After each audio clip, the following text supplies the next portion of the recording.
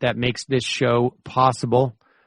This is where we often have ads, not always, but sometimes. We don't have any today. If you want to get this podcast without any advertisements, become a member at jointhemajority.report.com. You get it ad-free. If you want the extra content that we do every day, become a member. You can do so at jointhemajority.report.com. If you want to just support the show, become a member, jointhemajority.report.com. Ads help us, but they're never going to be in any way a even remote replacement for support from our members. It gives us the ability to say to some ads, no, we don't do ads for gig outfits. We don't do ads for finance.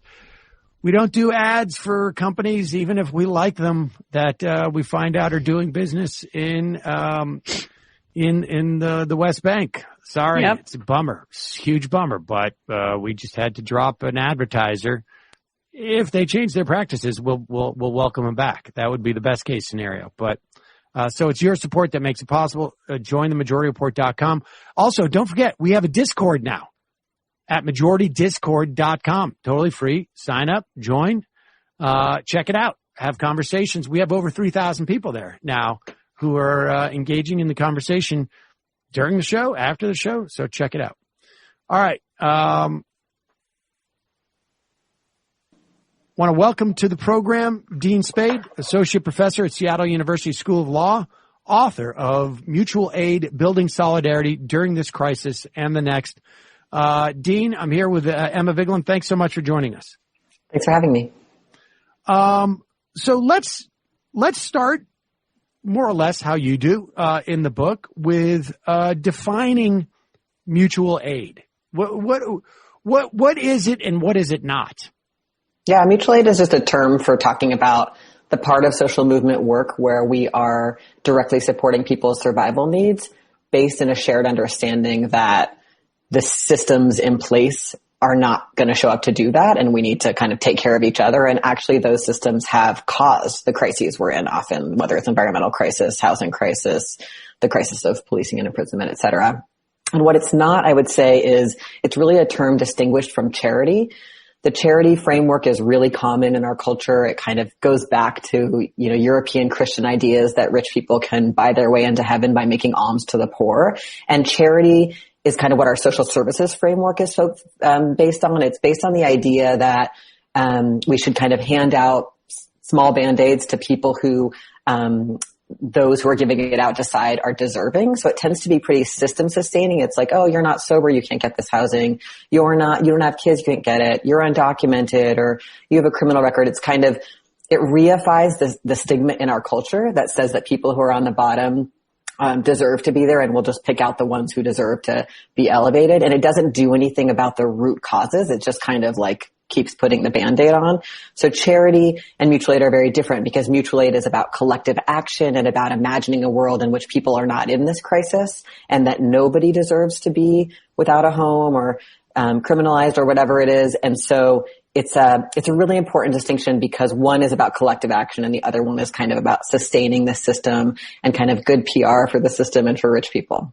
Yeah, I mean, that's, I think the collectivism is so key to understanding it, right? Because so much of the philanthropic infrastructure is built on, wealthy people's ego trips, for lack of a better word. Can you just talk about how that dynamic of allowing just, rich people to willy-nilly throw money at something as opposed to, say, taxation, and choose to pick and choose what they want to support, and if that's even effective, just contrast that a little bit more with mutual aid.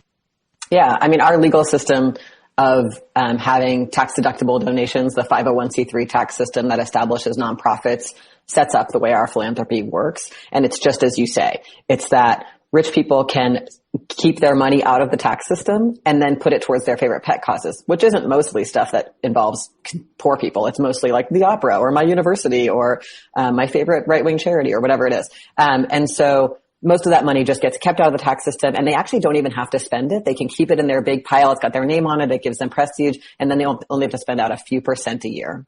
They can also give kickbacks to their cronies by having like trustee fees to their favorite uncle or cousin. So there's all these ways in which the philanthropy system is actually about rich people keeping their money and not having to get taxed on it. And then when they do give it out, or when it does make its way through to organizations that are trying to do some good, they really get to decide what those organizations do. They're going to fund the ones that have an idea about change that they like, and they're going to not fund the ones that they don't like. So it keeps rich people in control in some ways of the horizons of possibility there. And they're not going to fund stuff that's a threat to their own well-being, right? To their ability to maintain wealth. And so what issues are popular or unpopular and what gets funded is determined by rich people's horizons. So a lot of us who are seeking bigger, deeper social change are aware that it's unlikely to come through things funded by that system. Whereas mutual aid work is mostly and always has been people volunteering, right? We've seen so much of this during COVID-19, but it's much longer than that. It's people just deciding to support and care for each other, and help make sure that people survive while they're working on the root causes questions. A really good example that a lot of people are aware of is the Montgomery bus boycott, right? That moment is such a key moment in social movement history in the United States. A lot of people associate it with like famous speeches by Martin Luther King, because in our society we kind of focus on those charismatic figures. But actually, if you really think about what the Montgomery bus boycott required, it required tons and tons of people to coordinate rides for tons and tons of people. And a lot of that work, not surprisingly, was done by Black women, right? So the underlying thing that makes that strategy to get at the root causes of segregation successful, right? And particularly, to try to really uproot the possibility to build people power that says you can't run the system this way anymore, comes not from those famous speeches, but from all this coordinated labor of ordinary people that they were doing for free. And so that's very, very different than the philanthropic idea that somebody will graduate from a business school with a great idea of how to solve poverty, and then a rich person will fund them, and then that will end poverty. Like that sort of fantasy, that very elite fantasy, I think, doesn't hold a lot of water. To extend out on that, the example of the Montgomery bus boycott, right? I mean, the mutual aid supported the action, and so the sequencing there is, we're going to do this bus boycott. Rosa Parks is going to go on. She's going to refuse to go sit, and she's going to choose to do that. And then we're going to follow a legal strategy here. But we also need to be able – I mean, this is almost like the equivalent of a strike fund on some level, right? I mean, it is but how does this sequencing work? Like, I understand as a support mechanism in providing the sort of like the durability and the sustainability of an action that is protest or is, I guess all of these actions on some measure or another are a protest, right? But the sequencing and how does mutual aid, protest or, affect the system when it is not in support of another action? When it is just sort of like, obviously there's material benefits. We're going to talk about that a little bit, but in terms of like what it does, is it just the act of that organizing and setting it up for a future act, or what is it? That's a great question. Yeah. So, because mutual aid isn't always like tied to one specific campaign, like in the Montgomery bus boycott. Mutual aid is something people are just kind of always doing to get by, particularly in communities and populations that have consistently been left out of basic needs and basic infrastructure. Like Black people have always had to do mutual aid to survive in the United States, Native people, queer and trans people, et cetera. So it's kind of just ongoing. And I like the way you said it. I think it's really about oftentimes when we're doing mutual aid of that kind, where we're just like, wow, people are unhoused in our community. They're living in the park. We're bringing them stuff. What's part of what happens there is that people deepen their political engagement when they do this kind of work, and they come to understand the issues better. So if we're doing support for people who are living in the park near our neighborhood, we might come to find out, wow, I never thought about how this affects people with disabilities. And I also learned how being undocumented relates to having a hard time being housed. And I also began to think about, you learn all these dimensions. Oh, wow, I never knew how the housing system actually works and why it's so impossible for low-income people to get housing, or what this is like for veterans. And so why does the VA not work? Like we deepen our understanding, and we realize, wow, it's related to the transit system. And then there's a transit strike coming up, and we all decide to go out to the transit strike march together, the people from the encampment and everyone who's supporting them. And then the cops want to sweep the encampment, and we're like, you know what? Let's surround the encampment. So I think part of what happens with mutual aid is it's most people's on-ramp to social movement work, either because they're a person in need of aid and they're like, these people are giving it out, and they think there's something wrong with the system and not me. Awesome. They're inviting me to collective action, or because I'm so mad about what's happening. It happened to me, or have people I love, or I saw it on the news, and I'm like, I want to be part of that. And then I go to do that work, and I really expand my capacity for solidarity and to understand the root causes. And then I'm swept up in like, wow, now there's a chance to go out and be on the front lines around that, or there's a chance to back up something that I've learned is connected. So this is, a lot of what mutual aid does is it operates as that on-ramp to political action because it's a space of political education just by its practice. And also because a lot of times in mutual aid projects, people are like, yeah, let's also do political education with each other. Let's have a little workshop together about disability justice, or let's talk about, toxic masculinity in case it's showing up in our group, or people are working together. So they're also like, let's make this more inclusive for everybody here. So there's lots of ways in which mutual aid is often tied, like when you see street medics at the protests, in the wake of George Floyd's murder, those street medics are directly supporting this bigger protest, strategy or tactic. But also there's the kind of the ongoing mutual aid that sows a field of people who are ready to participate in the next thing and the next thing. On some level, it is analogous, and I know that ultimately the vision that you're expressing here is more radical, but it does mirror what unions did in some fashion in the past, right? Which was we're going to gather for, in the instance of a union, just because we work together and because we want to negotiate for some type of material benefit. But what it's going to do is deepen, it's going to politicize a lot of things.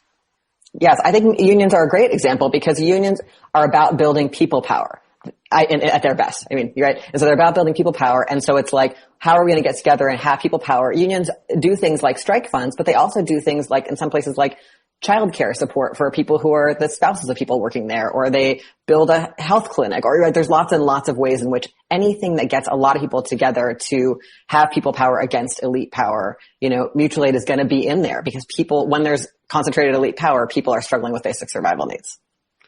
And one of the aspects that you write about it in terms of what it does is it exposes the failures of the system. That may be a little bit more obvious to people, but just if you could for a moment, just explain in what context that happens, right? I guess like the most obvious one is like, wow, we didn't get, where's the support for, in the wake of Sandy, Superstorm Sandy, or, but there's other things that are more subtle that get revealed. Yeah. I think COVID, that's so obvious, right? Like our government utterly failed to have meaningful, consistent support for all the people who lost housing and childcare and income, right? Like there was just so many people have become impoverished during this period. Meanwhile, of course, a few people have become incredibly wealthy. And so look at how that tends to work, right? But yeah, so I think that, I really like the example of the Black Panther Party's survival programs for this, because there's this really beautiful documentary about those programs in which, there's this woman who talks about how her family went to get, free breakfast when the Black Panther Party was doing free breakfasts lots and lots of different cities. And she describes how it was so destigmatizing to show up and be like, oh, you're not bad because you can't feed your kids. Actually, we're in a space where we actually think this is because of anti-Black racism, and we're going to get together and fight anti-Black racism. And the shift from feeling stigmatized for being poor to feeling power, people power, community power, to say, no, this is wrong. Like that kind of the way in which the system's failures are being exposed, instead of if she, her and her family had probably also gone to like welfare authorities and tried to get food stamps, and all of those processes are about saying like, are you good enough to have this? And are you eligible for our program? And have you done anything wrong? Or do we have to take it away from you? And constantly being, verified and the Black Panther Party's program and all that, there's so many programs like that during the 1960s and 70s movements and ongoing, is saying the system is at fault. And so I think that's true with anything we do. If we're looking at, there's so many unhoused people right now in the U.S. and there's encampments in all of our cities, and people are doing a lot of mutual aid in those encampments. And they're also trying to stop the cities from sweeping those encampments and policing them.